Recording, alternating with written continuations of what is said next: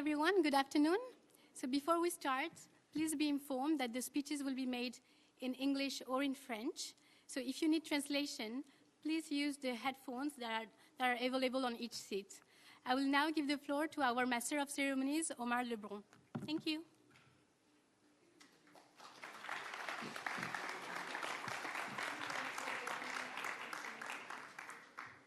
Excellencies, distinguished delegates, and dear friends, I am Omar Lebrun, your Master of Ceremony. I would like to welcome you all in this assembly. I would like to also give a very special recognition to the children and young people in the audience today. And I would like to invite them and the rest of the audience to join our Twitter conversation today using the hashtags End Poverty and hashtag Stop Poverty, as well as a special thanks to Playing for Change for the extraordinary collaborative video defying distances and creeds in the spirit of unity. Thank you. One more note before we begin. This is a two-part celebration commemorating our solemn commitment to end poverty. After having listened to the delegates and activists here in this room, a moment of reflection will take place in the United Nations garden. At 2:15 p.m., I will kindly ask you to move quickly to the garden where the stone representing the call to action stands. At the stone, we will walk in the footsteps of a whole generation of human rights defenders who gathered around the stone in Paris exactly 30 years ago, as we will gather around it today. Standing together on October 17th, 1987, 100,000 people congregated to pledge their commitment to achieve human rights in partnership with those living in extreme poverty. Father Joseph Rzinsky launched his call to action 30 years ago.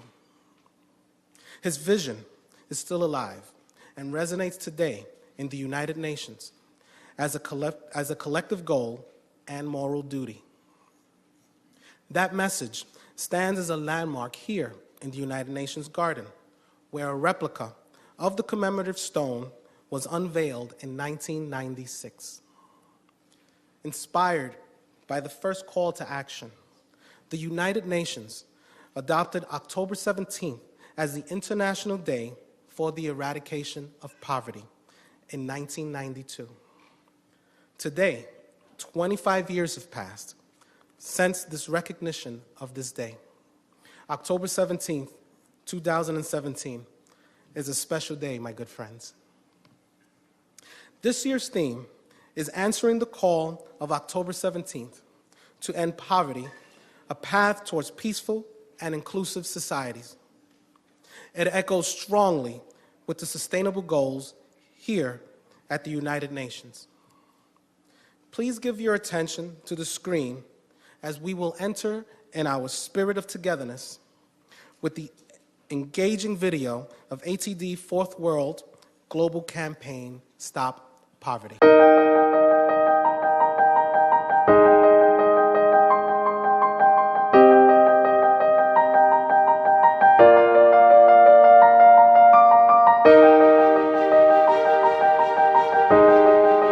Sueño con un mundo liberado de la pobreza. Naniniwala ako sa mundo na walang kahirapan. Je rêve d'un monde sans pauvreté. Ik geloof in een wereld zonder armoede. Wierzę w świat bez ubóstwa. En 2017, nous menons une campagne mondiale de mobilisation intitulée Stop Pauvreté. Stop Poverty.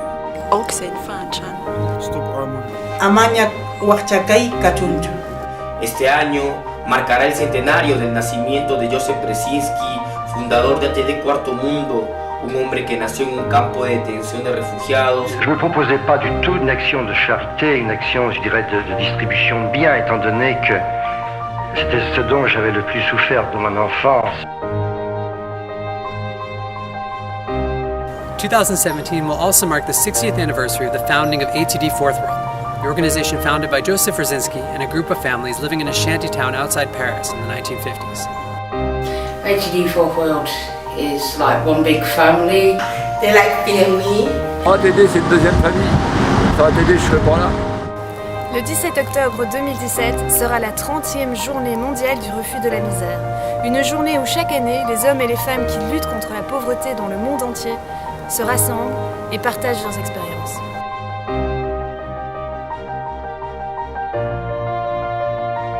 On avance petit à petit parce que depuis 60 ans, il y a quand même des choses qui se sont faites. Mais voilà, il y a encore beaucoup de choses à faire.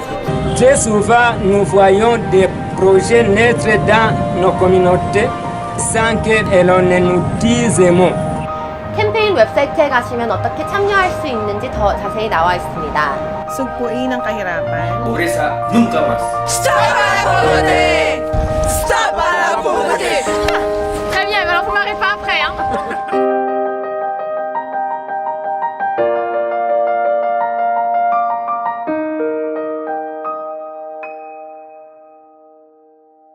Thank you so much for this video.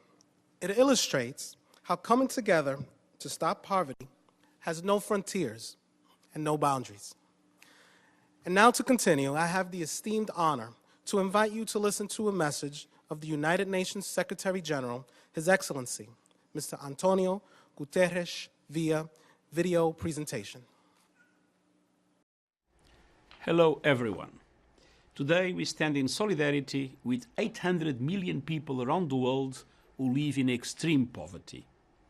Many more are threatened by alarming high rates of unemployment, insecurity, inequality, conflict, and the effects of climate change.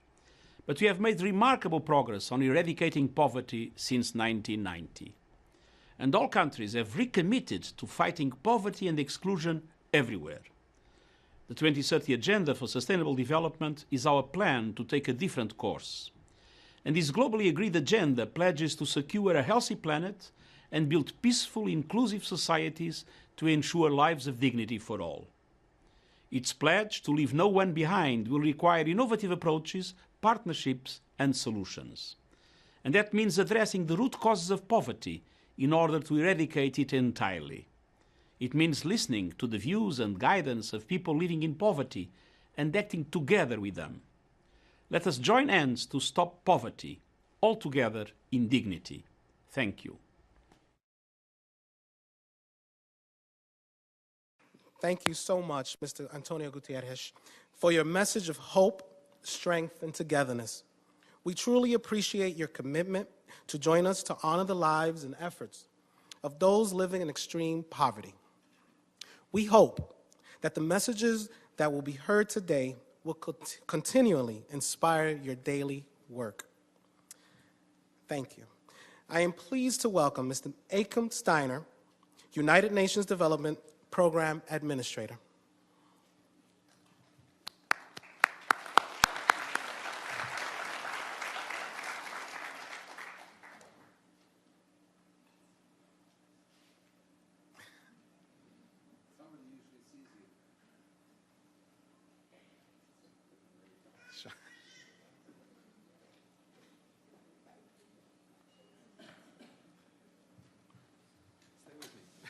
Don't go. Omar, thank you very much. Excellencies, ladies and gentlemen, dear visitors to the United Nations who perhaps for the first time are here today, I want to extend a very warm welcome on behalf of our colleagues in the United Nations Secretariat, our specialized agencies and programs and funds, all of whom, as you know, have at the heart of their mission in one form or another the eradication of poverty.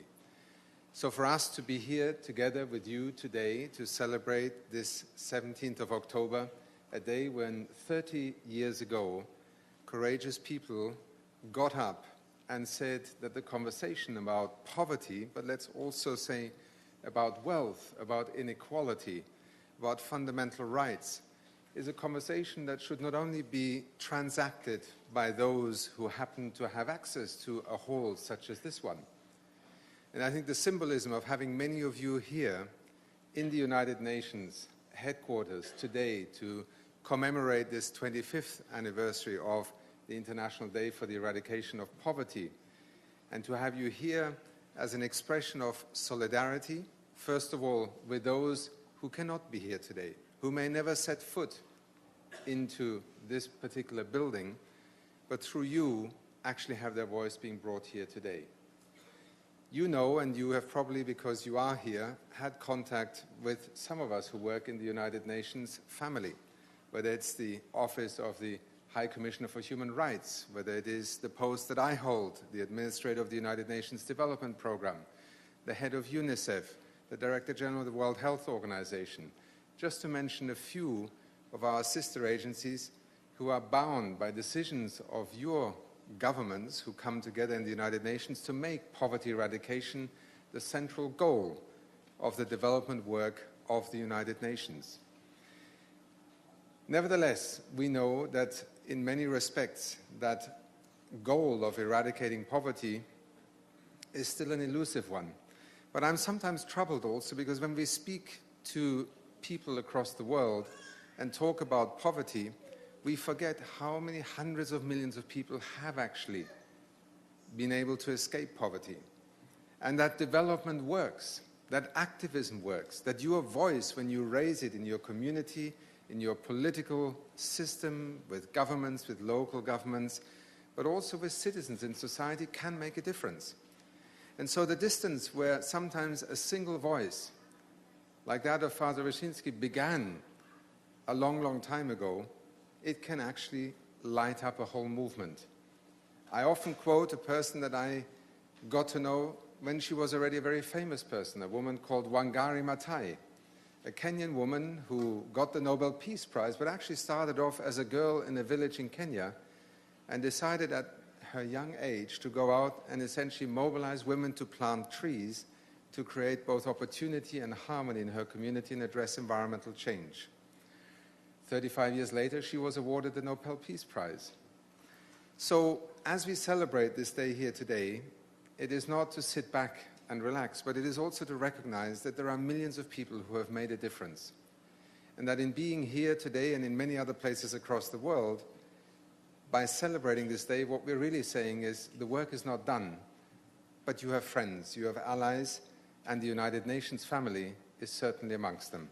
Once again, welcome and thank you for all your effort that you have made to be here, to make this day so special, and hopefully to reach ever more people that can join in a chorus that say poverty is not something that we cannot change. Indeed, we are changing it. Thank you. Thank you.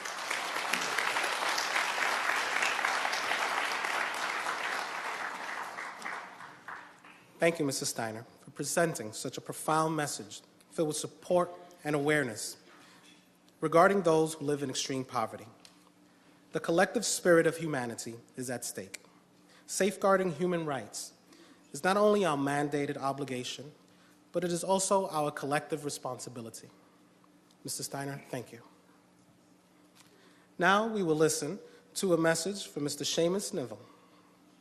Even in the harshest of struggles, Mr. Neville has persevered as an activist and human rights defender for himself, his family, and his community. Mr. Seamus Neville.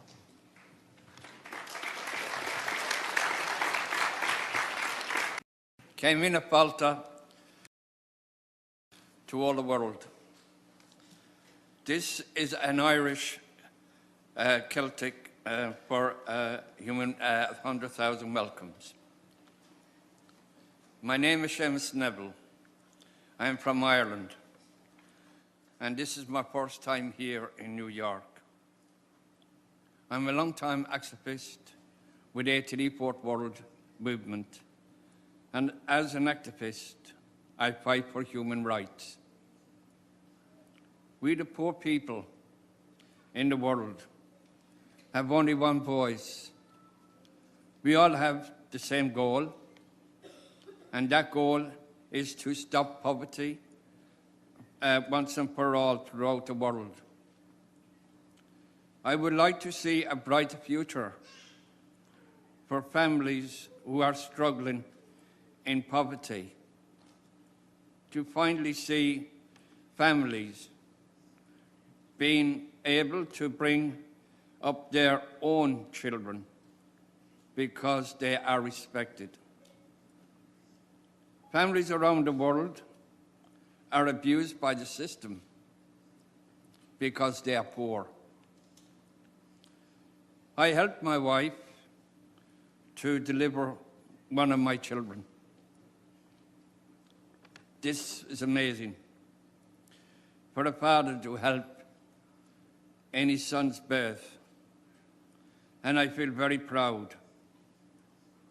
But unfortunately, my son was taken into care, and then my eldest daughter was put up for adoption. I felt guilty for what happened.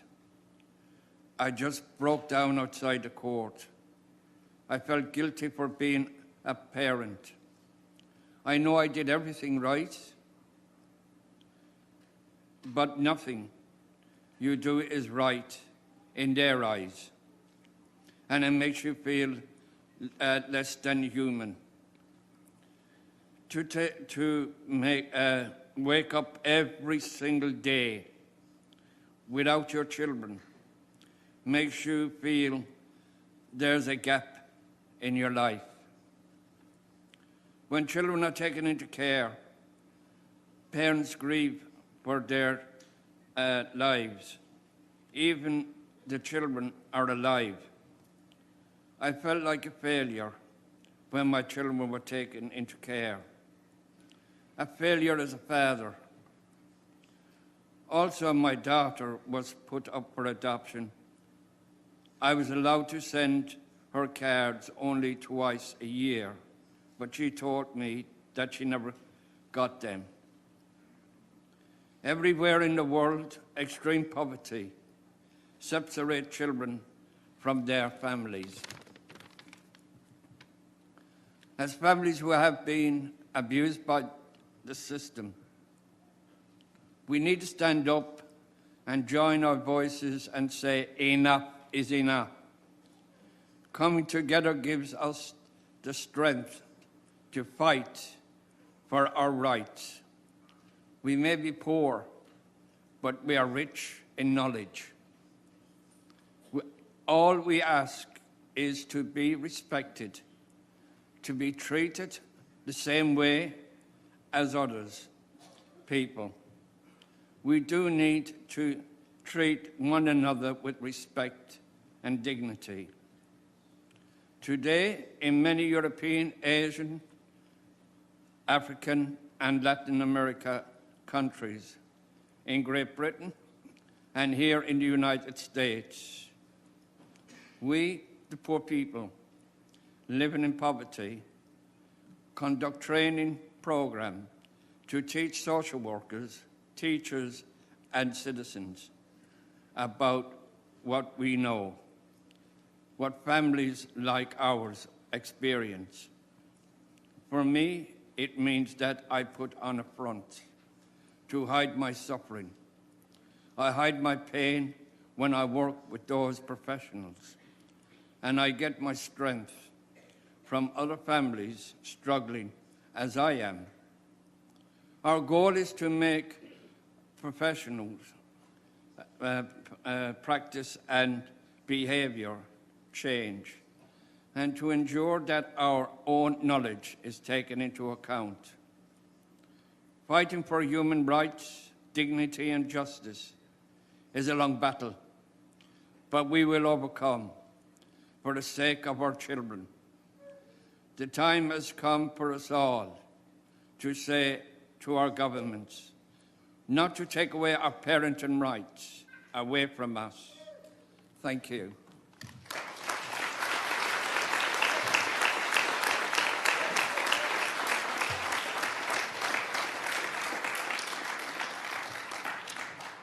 Thank you, Seamus, for your message and for your commitment to participate where voices like yours need to be heard to build peace and foster our common humanity. Thank you. At this moment, we will listen to a musical interlude as we have the pleasure of having classical guitarist and composer, Mr. Ty Austin, with us. I invite you all to listen to his beautiful music and reflect on the messages already filling our room today.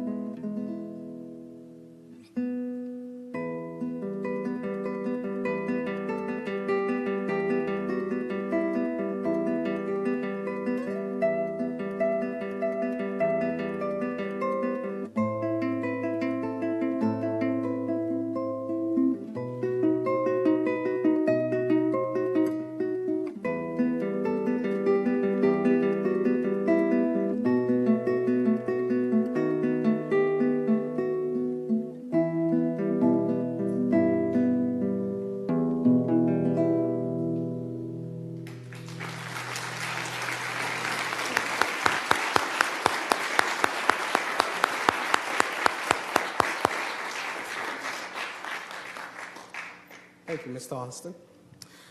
We will now listen to a statement by Mr. Alex Begay, an activist leading the example of parenting and unwavering desire to achieve stability and success for his family while encouraging other families never to give up.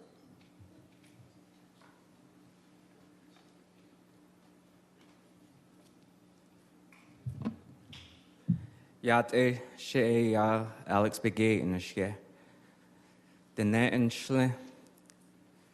She done a tenjikine twidik onje bushes chin.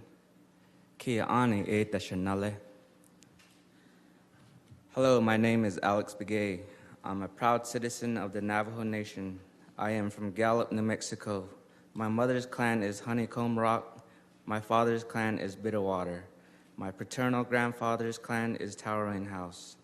I grew up in poverty all my life. My mother passed on when I was very young, and I have no memory of her. My siblings and I were placed in foster care. My father remarried and got us back when I was 10 years old. But soon after, he was incarcerated, and we were placed in the care of my stepmother. I love her like my own birth mother. She had to work 2 jobs to support us, and it was difficult for her to have us all together at once. So she placed half of us in boarding school. I was 13 and stayed there until I was 17 years old. In high school, I would be bothered by other people getting picked on or harassed, so I would stick up for them. I would make my way to become someone's friend because they might need help. Sometimes I would go to a friend's house and ask if they want to hang out. I would be invited in to warm up. Just out of love and consideration, I would be asked if I were hungry or thirsty. And they would show me hospitality. In my culture, that is a way of respect. Even being called Shiyeje, my little one, has a lot of meaning. I like that feeling of being accepted. Now I return that kindness to others, even a stranger who might have gotten kicked out or lost their family. It saddens me when people get ignored. Most people would say, get a job, when there's not really much jobs available or your background is not suitable for a job. I know how it is. That's why Lucretia and I would pass out sandwiches in the alleys if people were hungry. The little that we had, we offered to share. I understand how it feels to have nothing. That's just my way of giving back to my community. Lucretia is my companion, and we have 2 children. Life is still very hard. Even working minimum wage isn't enough to save up to rent an apartment.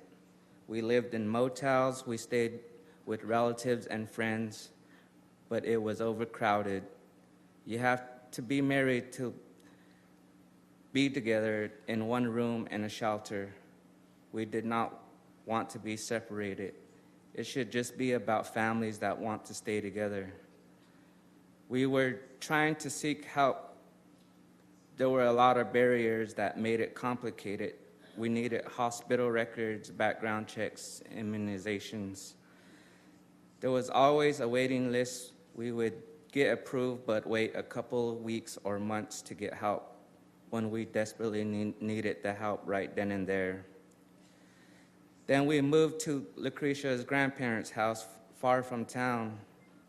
It's a 1-bedroom house with no electricity or running water.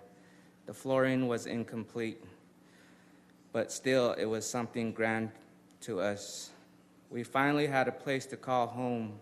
It was good for a couple of months, but we didn't feel safe there. I tried to give that sense of peace and security to my children, even though the environment we lived in wasn't safe.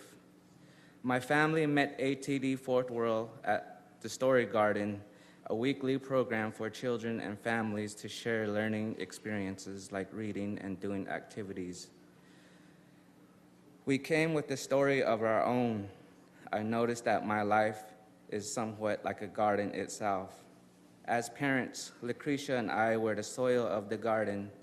We had to break the ground and get the rocks out of the soil in our lives before we could plant our seed, which are my children. I really want my kids to learn and grow even though we are going through hardships and hard times. It takes a lot of patience, nurturing, and responsibility to care for a garden. We had to maintain the sunlight and water in order for our garden to grow. We must remove the weeds to make us stronger so our garden will bloom and blossom. We are all people, no matter our ethnicity.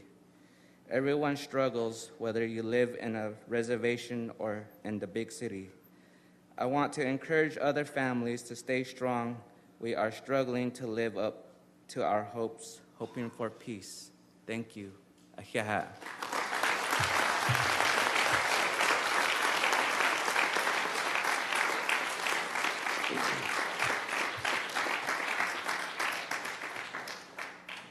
Alex, thank you so much for sharing your hopes, courage, and ambition.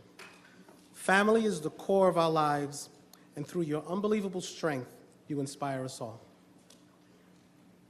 We will now listen to the message from Ms. Angelique Jean. Angelique is a human rights activist. I am inviting you to witness her courage to stand against humiliation in the face of the injustice of poverty. Ms. Angelique.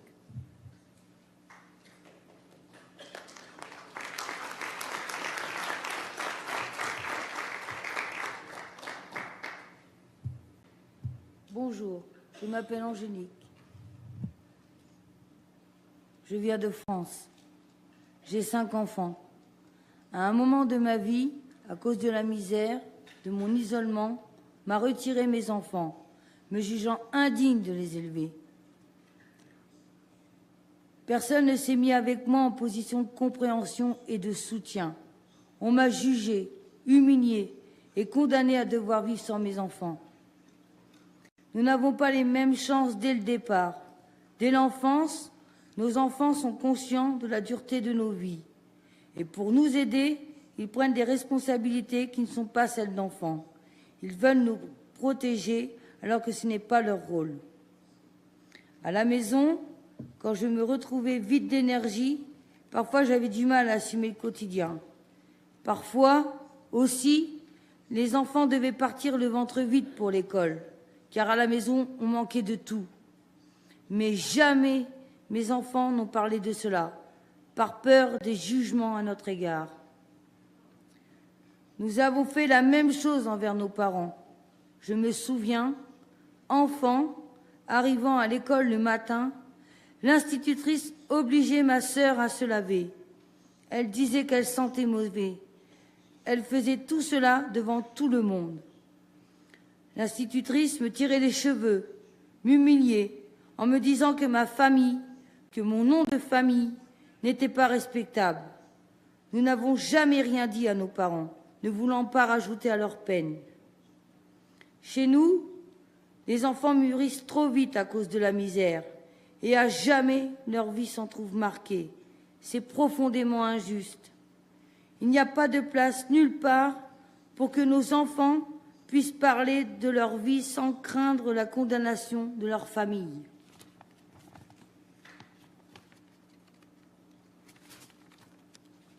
Le manque d'argent, le logement indigne, notre désespoir d'être sans travail, le fait que trop souvent on est sorti de l'école sans même savoir lire et écrire, sans formation professionnelle, le fait que beaucoup d'entre nous ont été arrachés à leur famille, c'est cela la violence de la misère.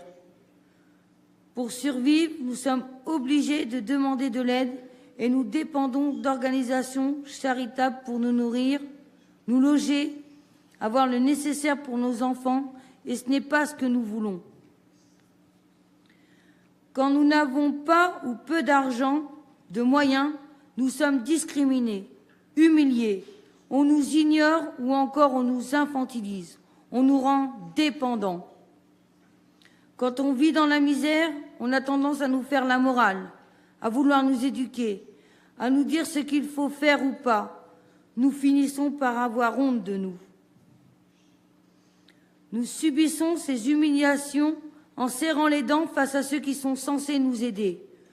On nous considère sans intelligence, sans valeur, pas capables d'éduquer nos enfants. On n'attend rien de nous. Alors, des décisions nous concernant sont prises sans concertation avec nous, sans tenir compte de notre expérience, de nos forces, de notre volonté, de notre capacité à vouloir bâtir un monde plus juste.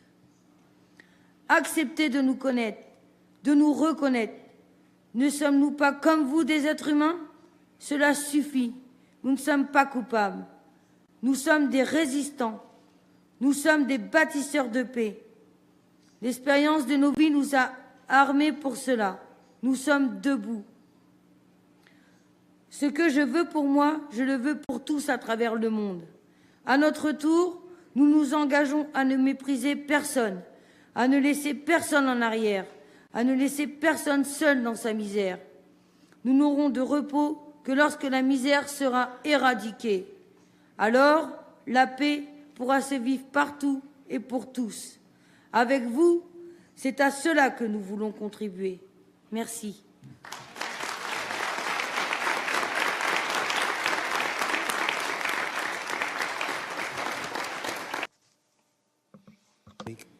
For sharing your insightful message. Even in the deepest distress, people like you strive to protect their dignity and to connect with others. Thank you.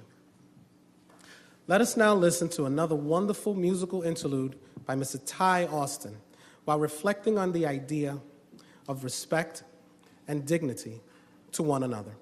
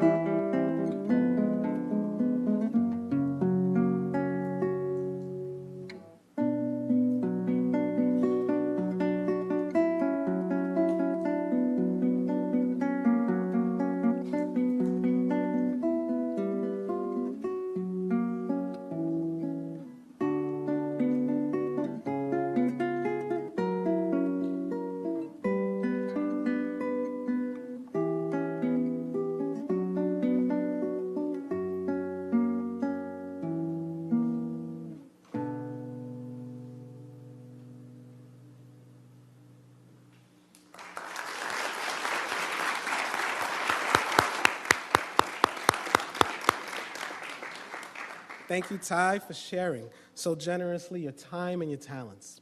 Thank you very much.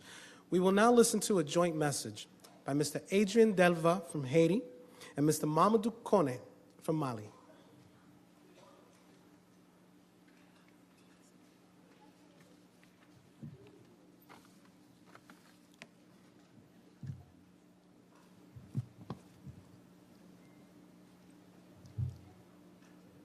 Je m'appelle Louis-Adrien Delva et je viens d'Haïti. J'ai découvert la grande pauvreté quand j'étais à l'école secondaire. Vous le savez, en Haïti, la société est très stratifiée. les gens d'horizons différents ne se rencontrent pas. Je participais à un groupe de catéchèses à mon collège. Ensemble, souvent le vendredi après-midi, on visitait les gens qui vivaient dans des situations très difficiles. J'avais vu la pauvreté dans la rue, mais là, je découvrais la grande pauvreté. Dans des quartiers où jamais je ne serais allé, sans une volonté de rencontrer ces personnes. Aujourd'hui, je vois encore qu'il y a les extrêmement pauvres et ceux qui sont pauvres. Quand ici, dans l'enceinte des Nations Unies, on parle de l'élimination de la pauvreté, là-bas, ce que les gens entendent, c'est que leur recherche de paix sera soutenue. En fondant le mouvement ATD Quart Monde, Józef Brzezinski a voulu ouvrir le chemin d'une recherche de l'homme isolé par la misère. Il a invité chacun à le suivre. J'ai répondu à cet appel d'abord en tant qu'enfant. Je me rappelle courir rejoindre les livres que ce mouvement apportait dans mon quartier. Au Mali, devenu étudiant, j'ai voulu offrir aux enfants cette même chance de satisfaire leur soif d'apprendre. Plus tard, mes études finies, j'ai fait le choix de m'engager durablement sur le chemin de Józef Brzezinski. Et depuis, je vais comme d'autres et avec d'autres à la recherche de la personne la plus fatiguée pour qu'elle trouve sa place dans la société. Je vis cet engagement de par le monde comme un chemin qui m'amène les intelligences et le courage de ces familles trop laissées pour compte. Partout dans le monde, la misère sépare les enfants et leurs familles. Au Burkina Faso, j'ai rencontré Draman, un enfant qui vivait dans la rue. Après 2 ans de compagnonnage, il a cherché à renouer avec sa famille. Son papa vivait isolé. Il avait été mis au banc de sa communauté après le départ inexpliqué de son fils.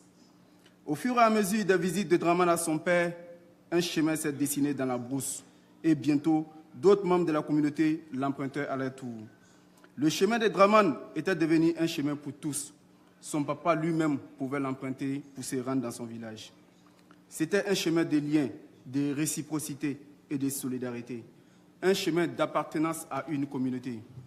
C'était l'un de ces chemins dont Józef Brzezinski avait fait la promesse qu'il nous amènerait ici à l'ONU et pour que les Nations Unies puissent aussi l'emprunter. Haïti, c'est chez moi. Je n'ai pas à faire d'efforts. J'ai choisi d'être de ceux qui restent. Je ne suis pas seul, il y en a d'autres. Certains restent parce qu'ils sont privilégiés, ils profitent. Moi, je reste parce que c'est l'endroit où je me sens le mieux. Je crois qu'en tant que citoyen, je peux faire quelque chose pour que dans une histoire extrêmement difficile, on essaie d'avancer un peu mieux, d'abord les uns vers les autres, puis ensemble. Je crois qu'en tant que citoyen, je peux apporter ma contribution aux efforts de ces familles en grande difficulté pour retrouver leur dignité. J'ai une histoire avec ces familles du Quart Monde. Cela a commencé en 1991. Je croyais pouvoir tout imaginer. Mais lors de nos premières rencontres, leur situation me dépassait. Ce que je voyais, ce que j'entendais, je ne pouvais l'imaginer. C'est à cause de cela que je me suis engagé. Pour avancer, je prends comme point de repère ces familles du Quart Monde. Quand je suis avec ces familles et que l'échange est convivial, pour moi, comme pour ces gens, c'est une façon d'avancer. Un premier pas dans la bonne direction. Et quand les familles trouvent en moi quelqu'un qui peut faire écho aux problèmes qu'elles soulèvent, c'est encore un deuxième pas.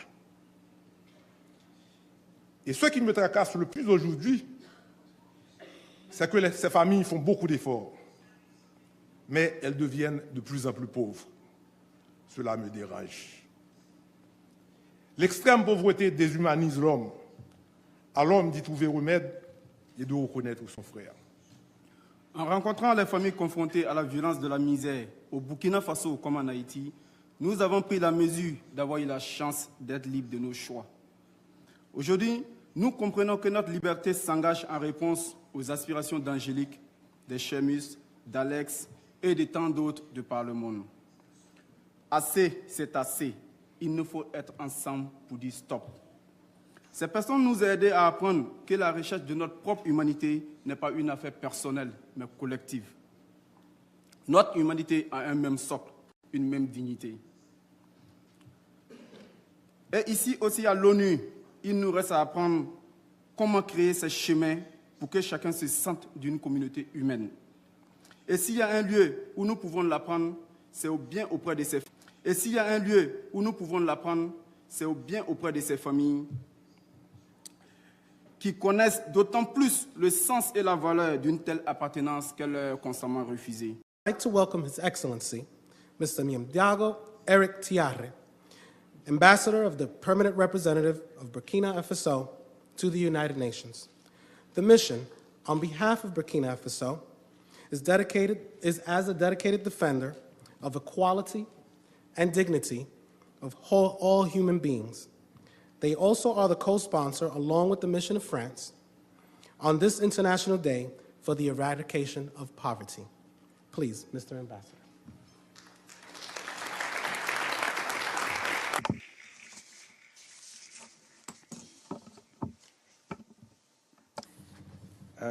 J'avoue que c'est pas simple. I admit that it's not easy to follow activists with such strong voices. It's a change of pace, but I'm going to say a few words that I've prepared. Because poverty knocks on all doors in all countries of the world. The importance of this day that we're commemorating today is demonstrated because eliminating poverty is at the heart of the Sustainable Development Agenda. And we have to recognize that this battle is far from being won. Who would have believed that today, in this century, so many people would still be suffering from injustice and famine everywhere in the world? But fundamentally, poverty is not just a question of a lack of income or resources, as some of the activists said. It handicaps the individual, both on a material and moral level, because it means that the person is unable to take care of himself, to get education, to have housing, and be dressed and be fed. But what is most painful is not just the lack of resources, it's the lack of respect, it's the disdain that people show. And as many countries, Burkina Faso is commemorating this day, and our Minister of Economics, Finance, and Development made a declaration that I'd like to share with you, because it summarizes the come out of Burkina Faso to eliminate poverty. And it mentions the measures to be taken to eliminate poverty and how the government needs to be committed. So I'll read you the declaration that was made today, October 17th, 2017, by our minister. I'm quoting, 17th October 2017 is the 25th anniversary of the commemoration of the International Day for the Elimination of Poverty, established by Resolution 47196 of 22nd of December 1992 of the United Nations. This year, the international community invites us to reflect on the theme, answering the call of October 17th to end poverty, a path toward peaceful and inclusive societies. This theme reminds us of the importance of helping each citizen to recover his and her dignity, to promote solidarity, to work and live together, and to send out bridges to those of us in our society who are living in poverty. So the Sustainable Development Goals, the SDGs, list eliminating poverty in all forms everywhere in the world as the first goal. In Burkina Faso, more than 4 people out of 10 live below the threshold of poverty. And the president of Burkina Faso has shown commitment in fighting poverty and reducing disparities between and among regions. The government adopted the National Plan for Economic and Social Development, which will allow the incidence of poverty to fall below 35% by 2020. That is to say that it's currently above 35%. It's closer to 40%. So a certain number of key outcomes will be achieved. For example, doubling the share of added value in manufacturing industries in the GDP and an increase on the secondary sector in the GDP to go from 20.1% to 22.4%, and a number of other achievements to help eliminate poverty. And the PADEL program, a program to support the development of local economies, was launched in November 2016 by the president and aims to combat inequalities and exclusion, which will then lead to the improvement of social well-being. And the implementation of the PADEL plan, which will cover the 13 regions of Burkina Faso up in 2020, will allow us to build local economies so that they're dynamic and prosperous and inclusive. So I'd like to reiterate the gratitude of the government towards our partners and the considerable actions undertaken to promote lasting human development. I also would like to pay homage to all the people who are unnamed, who are working behind on numerous projects. This International Day should allow us to eliminate poverty in all its forms. Our dreams will not be able to change the face of the world unless they're accompanied by actions. So let us eliminate poverty. Let us be committed. Thank you.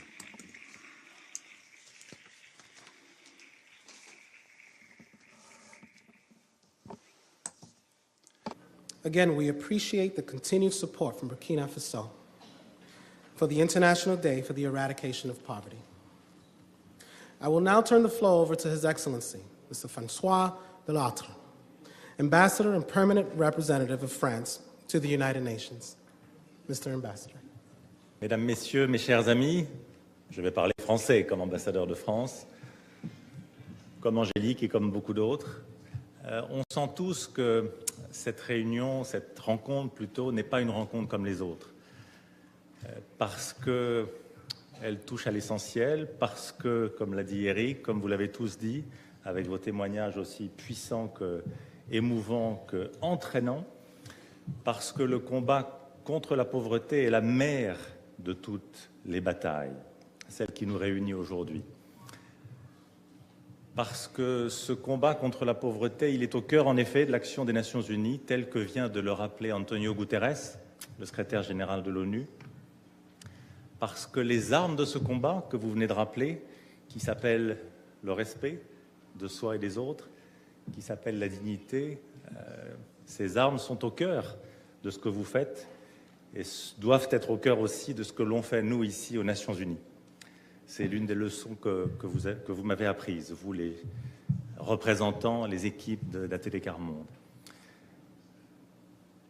Alors, et parce qu'aussi, je voulais dire, ce combat contre la pauvreté, ça aussi, vous me l'avez appris, et je crois que c'est une leçon pour nous tous ici, il est inséparable du combat pour la paix. Les deux participent d'un même élan, d'une même générosité. Alors, pour tout cela, voilà, je suis très heureux avec Ayed Zegar, avec mon équipe, d'être ici. Et je dois dire, c'est une grande fierté pour moi comme membre des équipes des Nations Unies de vous accueillir, parce que vous faites honneur à l'ONU, qui porte nos idéaux les plus élevés. Et c'est une grande fierté pour moi comme représentant de la France de vous accueillir. Vous me permettez d'apporter cette petite touche française. Et tout le monde ici connaît la grande modestie de la France, qui est bien connue de par le monde. Et aujourd'hui, vous nous rendez tous très fiers. français et pas français. Donc un grand merci pour être ici. L'une des raisons aussi pour lesquelles cette rencontre n'est pas une rencontre comme les autres, c'est qu'elle rassemble des gens qui, pour beaucoup d'entre vous, sont ici à l'ONU pour la première fois ou pour l'une des premières fois, et des personnes comme vous, représentants d'ATD Quart Monde, qui sont pour nous tous, pour moi certainement, une source d'inspiration et d'admiration très profonde. Et ce que j'espère, c'est qu'après notre rencontre, le message que vous avez passé, comme Napoléon Pont d'Arcole, avec une force communicative, eh bien ce message soit comme un viatique qui reste dans la tête et dans le cœur de tous ceux, toutes celles et ceux qui travaillent aux Nations Unies. Donc dignité, courage, respect, ce sont les mots qui vous caractérisent, qui caractérisent ATD Quart Monde. Votre expérience personnelle de la pauvreté et de soutien aux personnes connaissant la pauvreté nous éclaire dans les deux sens du terme. Leur sérénité, votre sérénité, la profonde conviction que vous portez que la misère est une atteinte aux droits de l'homme sont contagieuses et sont au cœur de ce que nous devons faire ici aux Nations Unies. Je suis particulièrement marqué par la paix, la sérénité, si c'est le bon terme, et la force de votre message. Je vous ai rencontré à diverses reprises au cours de la période récente, et c'est, je crois, Susanna qui rappelait au cours des derniers jours que la paix n'était pas le contraire de la guerre. La paix, c'est le contraire de la violence, de toutes les violences. Et parmi ces violences, la misère et la pauvreté tiennent leur part. Combattre la violence, combattre ces violences, dont la pauvreté, c'est donc faire œuvre de paix. Et dans une enceinte comme celle des Nations Unies, ces mots nous parlent, en tout cas me parlent, et je crois à beaucoup d'entre vous, et nous devons les entendre, nous devons vous entendre. Et c'est justement pour les entendre, pour vous entendre, que chaque année, en ce 17 octobre, nous nous réunissons ici, aux Nations Unies, comme de nombreuses autres personnes partout dans le monde, pour affirmer notre combat contre la misère, pour affirmer la reconnaissance de la dignité et des droits de toutes les personnes qu'elle touche. Cette année, le 17 octobre prend une dimension particulière. Nous célébrons en effet plusieurs anniversaires. Le centenaire de la naissance du père Joseph Wresinski, le fondateur d'ATD Quart Monde, le 60e anniversaire de ce mouvement international que vous portez, le 30e anniversaire de l'appel de Joseph Wresinski en 1987 à reconnaître la dignité et les droits fondamentaux des victimes de la misère.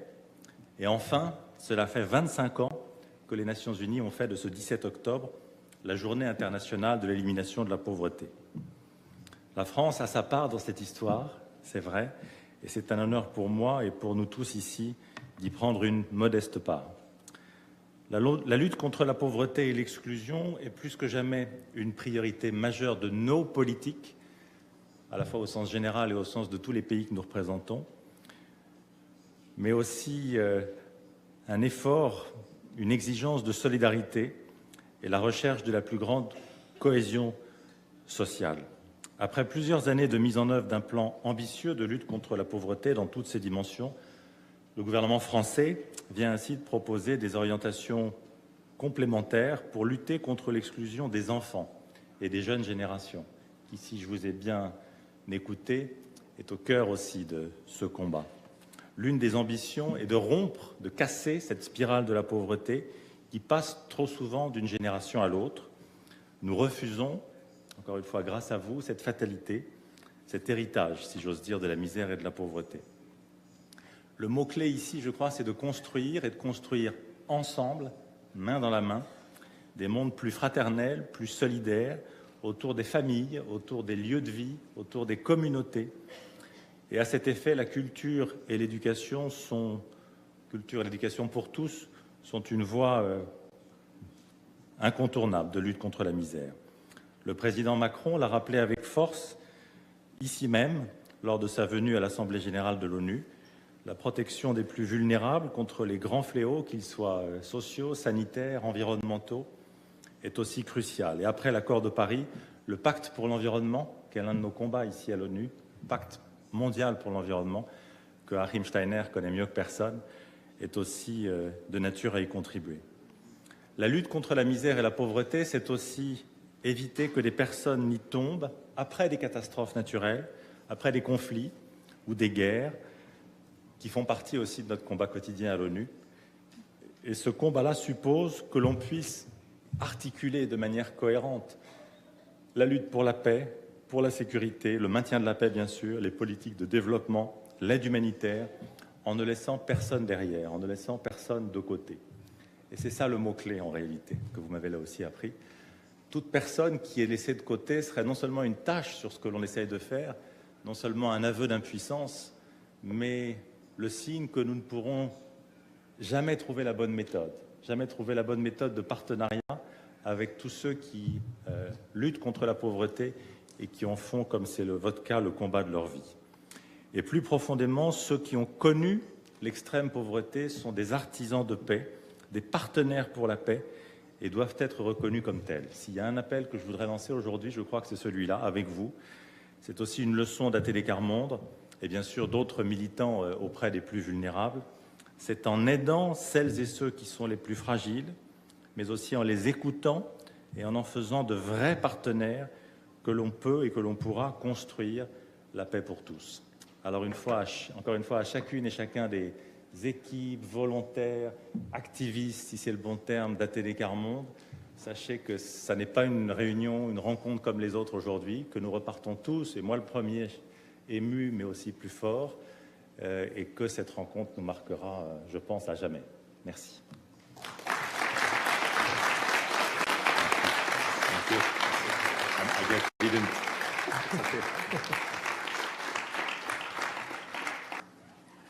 Thank you so much, Ambassador Delata. We are grateful for your words and your support. We greatly appreciate the association between human rights and the eradication of poverty at the service of dignity and mutual respect. Thank you. I am thrilled to introduce to you Mr. Donald Lee as the President of the International Committee for October 17th. Mr. Lee will share with us the message from the committee.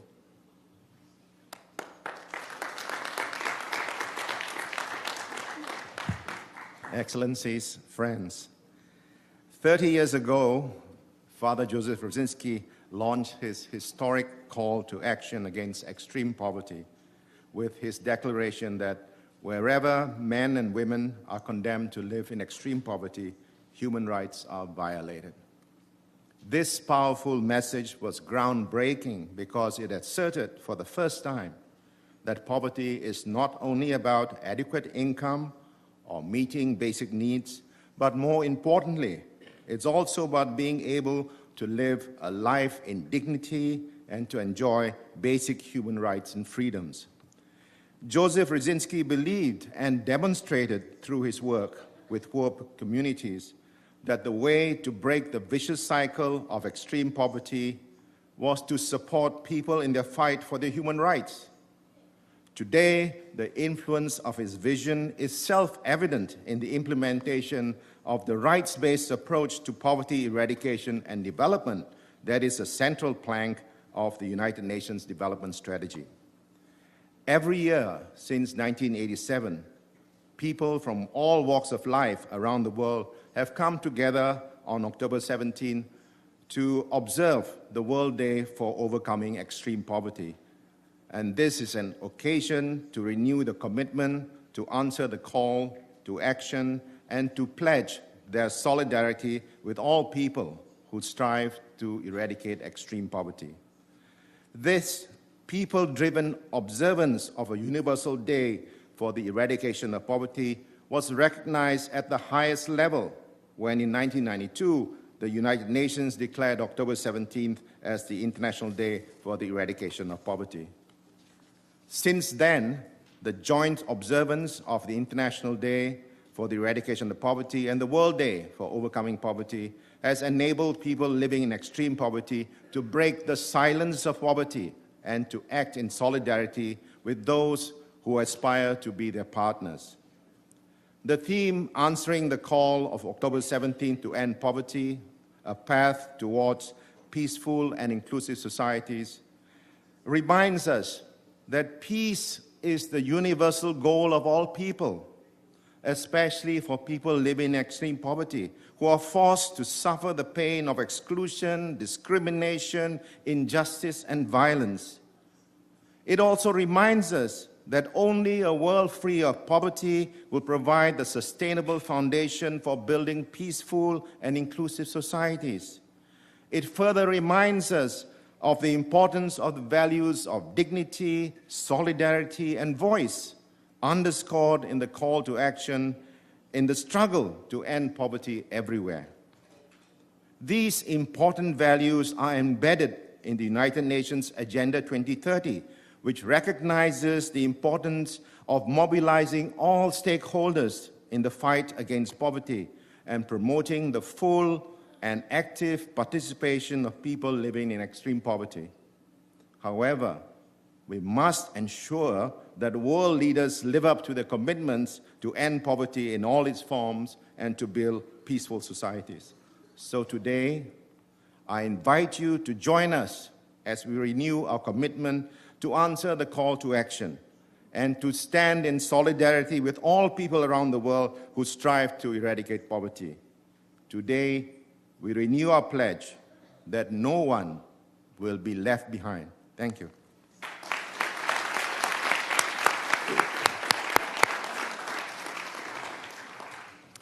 Thank you, Mr. Lee, and the International Committee for October 17th for imparting the wisdom and constant reminder on the roots of our work.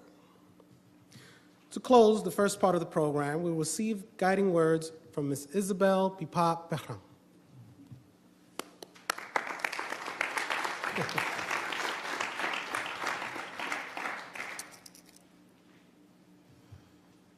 Quel sens a la vie si près de nous, d'autres meurent dans l'indifférence? Quel sens a la vie si des enfants s'interdisent de rêver jusqu'à dire « je ne rêve pas, ça ne sert à rien, je sais que ça n'arrivera pas ». Quel sens a la vie quand des mères en sont à se demander « si je laisse aux services sociaux l'enfant que je porte, comme ils le veulent, est-ce qu'on me laissera faire le bonheur de celui qui a l'âge d'aller à l'école, ou est-ce qu'ils me le prendront aussi ?» Quel sens a la vie quand des jeunes sont mis à l'écart de nos programmes sociaux et éducatifs parce qu'ils font peur, que plus personne n'attend rien de bon d'eux, ni de leur famille? Quel sens a la vie quand ceux qui luttent pour la justice parlent au nom des pauvres sans les rencontrer? Et quel sens avait la vie pour Joseph Brzezinski, cet enfant de la misère qui est devenu homme, nous a rassemblés le 17 octobre, il y a juste 30 ans, témoignant pour ces millions d'enfants, de femmes et de pères qui sont morts de misère et de faim, pour ces pauvres de tous les temps et encore d'aujourd'hui, fuyant de lieu en lieu, méprisés et honnis, pour ces millions de jeunes qui, sans raison de croire ni d'exister, cherchent en vain un avenir en ce monde insensé. Dans quelle direction nous a-t-il entraînés à agir pour que le monde retrouve son sens? Ce monde où la recherche effrénée de sécurité de ceux qui ont renforce l'insécurité de ceux qui manquent de tout. Sur ces pas, des femmes, des hommes, des jeunes et des enfants de partout dans le monde, comme nous aujourd'hui, ont refusé la culpabilité, la fatalité de la misère et le gâchis de leurs intelligences. Ils osent provoquer des rencontres avec celles et ceux qui ne sont pas de leur monde, qui ne fréquentent pas les mêmes écoles, qui n'ont pas reçu la même éducation. Des rencontres avec le cœur, les mains et les intelligences. Des rencontres réputées jusque-là impossibles. Dans les quartiers où on a peur, comme dans les tours d'ivoire et les lieux surprotégés. Entre ceux qui crèvent d'inutilité et ceux qui ont toujours trop de travail. Entre les plus humbles et les plus haut placés de ce monde. Des rencontres pour défendre les droits de ceux qui n'ont nulle part où aller, si ce n'est dans les lieux où personne ne voudrait avoir à élever ses enfants. Ensemble, en suscitant ces rencontres inespérées, ils découvrent la fierté de pouvoir se reconnaître d'une même humanité, capable de changements insoupçonnés, porteur d'espérance pour un monde libéré de la misère. Et ils répondent ainsi à l'interpellation du père Joseph Wresinski au soir du rassemblement des défenseurs des droits de l'homme le 17 octobre 1987. Et vous, serez-vous des initiateurs de cette route neuve où la justice l'emportera sur le profit, l'exploitation, la paix sur la guerre, où la justice et l'amour sont enfin réconciliés? Oui, à nous tous de continuer à oser ces rencontres le 17 octobre et tous les jours. Thank you, Ms. Pipa-Perrin. Your message of consistency, tenacity, and faith are just 3 words that capture the spirit of the movement. Thank you. I'd like for us to pause for a moment as we take in the images and words we shared today.